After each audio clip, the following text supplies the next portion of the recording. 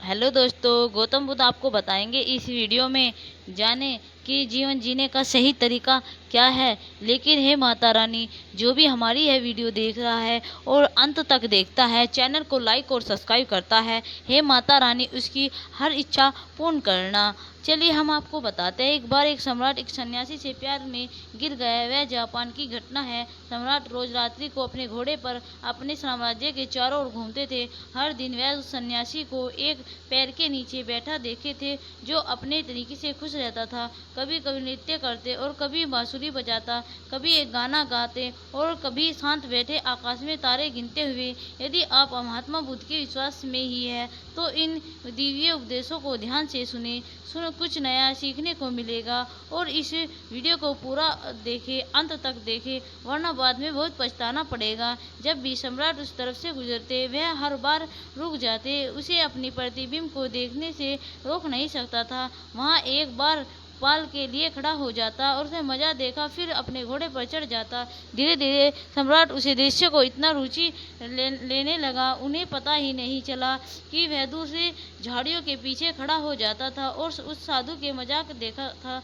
और मजा इतना था कि वह खुशी खुशी महल की ओर वापस लौट आ गए। अब वह उनका रोजाना का काम हो गया था। लेकिन उस दिन तो इतने भावुक हो गए कि वह गुरु के भाव में गिर पड़े और खाने के लगे, महाराज मैं आपको यहाँ नहीं रहने दूंगा। बरसात का मौसम नज़दीक है। यहाँ पर बरसात के मौसम में आप इस पर के नीचे कैसे रहोगे।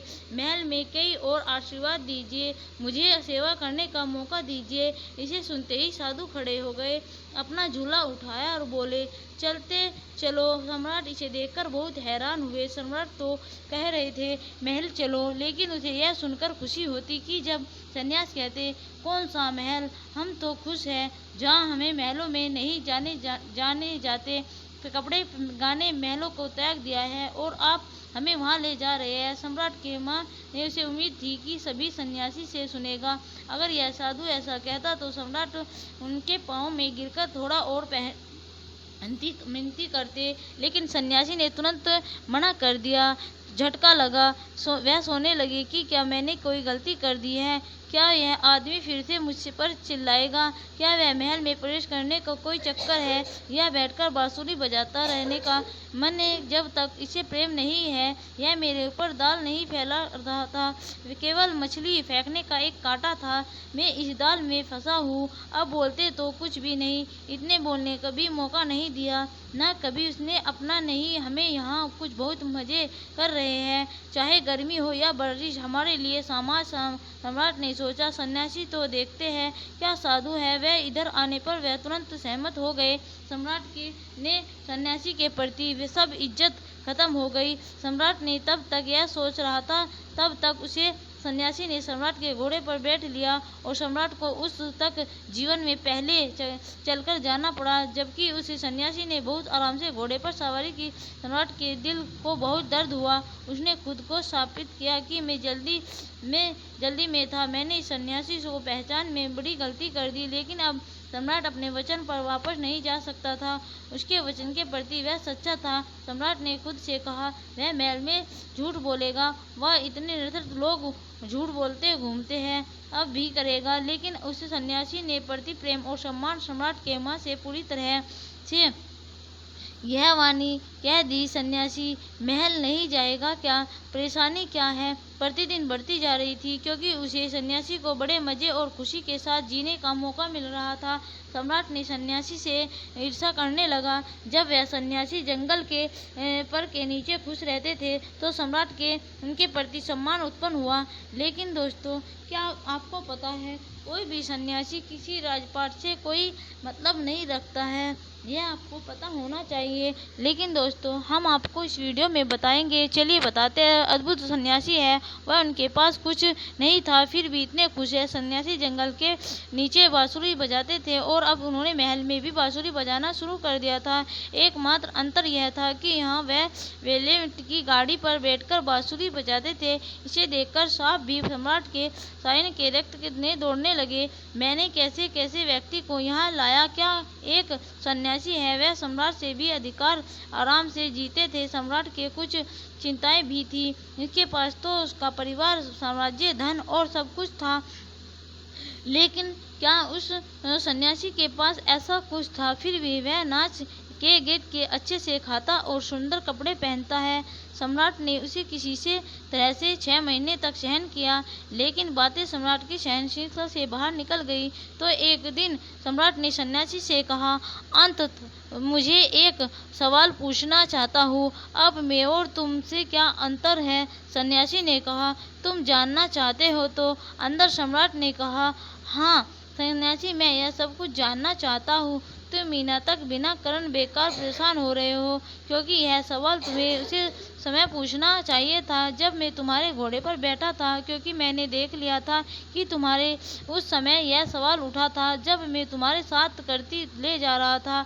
मैं तुम्हारे चेहरे से उत्तर देख चुका था, तब समझ गया था कि तुम्हारे यह सवाल उठा है। वो बेवकूफ़, तुमने बिना किसी कारण 6 महीने तक अपने साहस को झेल रहा है। तुम्हें वहाँ पूछना चाहिए था। मैं बेघर रहकर उस पेड़ के नीचे बैठे जाता। तुम शर्मिंदा हुई किस बात के? लेकिन मैं देख रहा था कि तुम जब तक पूछते हो, फिर कल सुबह तुम्हें अंत बता दूंगा। लेकिन हाँ, मैं शहर के बाहर जाकर बताऊंगा। अगली सुबह सम्राट जल्दी से उठे। उसे जन की जिज्ञासा की, अब वह क्या अंतर है? सम्राट ने सोचा, क्या अंतर हो सकता है? मुझे तो लगता है कुछ नहीं। वह बड़ी खातिरदारी खाता हूँ और मेरे से ज़्यादा भी मांगता है। यह लो, यह लो। वह अधिक आराम से जीता है। जो भी जीता है वह एक ऐसा व्यक्ति है जो मेरा मंत्री है। यह सब उस देखकर समझ आता है। यह महल का स्वयं सम्राट दिखाई देता है। कम से कम मेरे से डरने लगे, लेकिन उसकी आंखों में कोई स्पष्ट नहीं था। वह अपने मनोरंजन के लिए पूरे दिन बांसुरी बजाता रहा। सम्राट सुबह सुबह सन्यासी के कमरे तक पहुंचे। वहां पहुंचने पर जो देखा वह आश्चर्य देखने लायक था।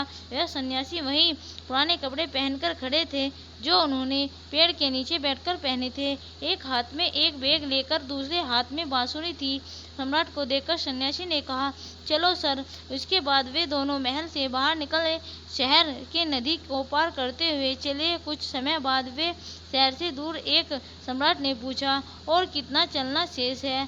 सन्यासी ने कहा, सिर्फ सुबह से दोपहर तक के लिए थोड़ा सा चलना। तो सम्राट ने कहा, और आगे और नहीं, बस जो कहना है वो बोल दो। सन्यासी ने कहा, मैं आगे जाऊंगा, तुम मेरे साथ आते हो या नहीं? सम्राट थोड़ा सा गुस्से में कहा, मैं कैसे चल सकता हूँ? मैं तुम्हारे जैसा भिखारी नहीं हूँ जिसे तुम कुछ फर्क नहीं पड़ता। मेरी पत्नी, मेरे बच्चे, मेरा धन, मेरा साम्राज्य, सब कुछ मेरे साथ जुड़ा हुआ है। मैंने इस सब को छोड़कर तुम्हारे साथ क्यों जाऊं? तो सन्यासी ने तो सुनकर एकदम से हंस दिया और कहा, बस यही तुम्हारे और मेरे बीच का अंतर है कि मैं वहां जा सकता हूँ जहाँ तुम नहीं जा सकते। मैं अच्छी और बुरी स्थिति में खुश रह सकता हूँ, लेकिन तुम नहीं रह सकते। जंगल के पेड़ के नीचे रहा था तो मेरे पूरे मनोरंजन के साथ खुश रहता था और अपने जीवन के हर पल को जीता था। जब मैं महल में गया, वहाँ भी मैंने अपने जीवन के हर पल को पूरे मनोरंजन खुशी के साथ जिया। और अब अगर मैं कहानी और जाऊँ तो मैं वैसे ही जीता रहूँगा, क्योंकि हम उस समय बिल्कुल वही होते हैं जहाँ हम हैं। हमारा शरीर और हमारे साथ रहते हैं। हम ना तो अपने गुजरे हुए वक्त पर पछताते हैं और ना ही आने वाले कल के बारे में सोचते हैं। हम सिर्फ आज में जीते हैं, क्योंकि हमने समझ लिया कि जीवन जीने में इस समय जीना है। वही हमारे और आपके बीच का अंतर है। आप परिस्थितियों को चलते और हमें परिस्थितियों को चलते हैं। चाहे आप खुश हो या दुखी, या आपके जीवन के घटनाओं पर निर्भर करता है। लेकिन हमारे लिए ये घटनाएं सिर्फ जीवन का एक हिस्सा है, जिन्हें हम बिना थोड़ा बहुत भटकती हुई छोड़ देते हैं। हम खुशी भी नहीं रहते और दुखी भी नहीं होते हैं। अच्छे दोस्तों में हम हर स्थिति में शांत और स्थित रहते हैं, क्योंकि हम जानते हैं दुख तो हमेशा रहता है, ना ही खुशी। हम स्थिति में आनंद का आनंद लेते हैं। अचानक सम्राट को याद आया कि उसने क्या किया है। उसे महान व्यक्ति को दिया है। 6 महीने तक उसके साथ रहा और भी दिन सत्संग नहीं किया। क्या करता? सत्संग यही चल रहा था। मेरे मन से तो उसने सच्चाई में एक बहुत साधारण व्यक्ति निकाला, जिसे अंदर से तो सोना जैसे पॉलिश किया गया रहा था, लेकिन अंदर से मिट्टी निकल गई। इन सभी विचारों के साथ सम्राट के तुरंत ही सन्यासी के पैरों को पकड़ लिया और कहा, नहीं महाराज, आप आगे नहीं जा सकते। सन्यासी ने कहा, देखो, मुझे कोई परेशानी नहीं है, यहाँ आपका घोड़ा, मैं फिर से उस पर बैठकर महल को वापस जाऊंगा, लेकिन फिर आपकी फिर से मुश्किल में फंसना पड़ेगा। इसे सुनकर विचार सम्राट कैसे आना था और फिर इसे आसानी से स्वीकार कर लिया। सन्यासी ने सम्राट की आंखों में गहराई से देखा और कुछ समय तक खड़े रहे, फिर बोला, लेकिन मैं अब वापस नहीं आ रहा, क्योंकि फिर से आप सुधरेंगे नहीं। आप फिर से मुश्किल में फंसेंगे और फिर से मुझे ईर्ष्या करेंगे और दिन रात परेशान होंगे। जो हमें सन्यासी है, हमारे लिए महल और जंगल सभी एक समाज है, क्योंकि यह समस्या नहीं है, क्योंकि जिसकी समस्या होती है वह सन्यासी नहीं होता। मेरी बांसुरी में जैसे बजेगी वैसे ही महल में बजेगी, में बजती रहेगी। इसके बाद सन्यासी वहाँ से चले जाते हैं और सम्राट बस खड़े होकर सन्यासी को जाते हुए देखते रहे। मित्र, हमें इस कहानी से दो बातें सीखने को मिलती हैं। पहले, एक व्यक्ति किसी चीज़ का सम्मान करता है तब तक जब उसके पास वह नहीं होता। फिर उस व्यक्ति को अपने के पास वह उस सम्मान नहीं देने पर, और फिर जब वह वस्तु या व्यक्ति उसके जीवन में चली जाती है तब वह अपनी गलती को समझता है। और इसी तरह से सन्यासी ने उस सम्राट के लिए जब वो उसे बहुत त्यागा और महान लगता है, जैसे ही उसने सम्राट को ऐसा कहा। दोस्तों, यह हमारी कहानी आपको बिल्कुल एकदम आनंद में लगी होगी, आपको सीखने में कुछ मिला है तो दोस्तों प्यारा सा कमेंट जरूर करिए। बाय बाय दोस्तों।